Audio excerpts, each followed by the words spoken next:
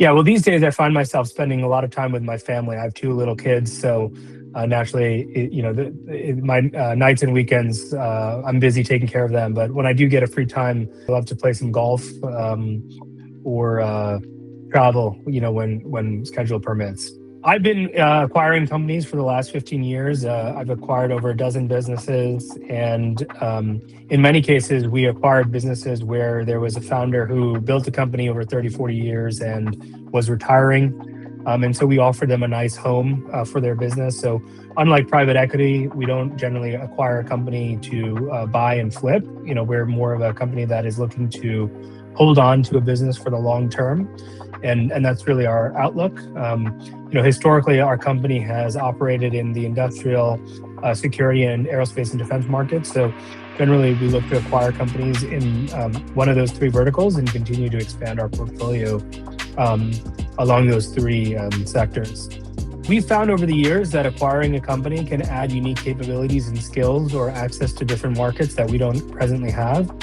And so we've found that it's been really beneficial for us to go out and bring in acquisitions that help us kind of change the trajectory or give us opportunities that just weren't possible if we were trying to grow in a more traditional sense. So we have a couple of things that really inspire how we grow.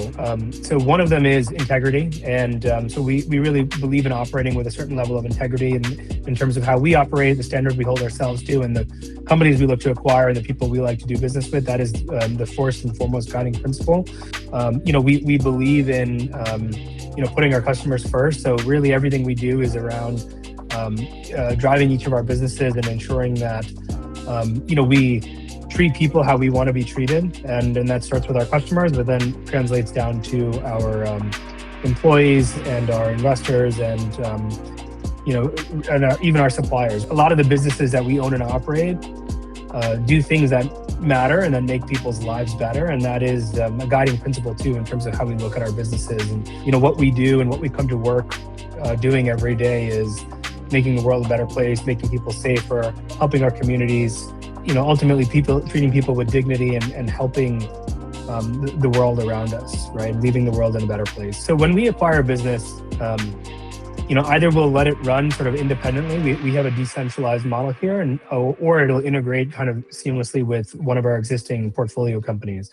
And so depending on kind of which scenario we're in, different things might play out. But ultimately, our objective is to preserve what makes that business really special and what the owner and the founder of the business has really created in that business, and preserve that as much as possible, and then provide support and improvements from our vantage point in terms of operating a business of our size and scale.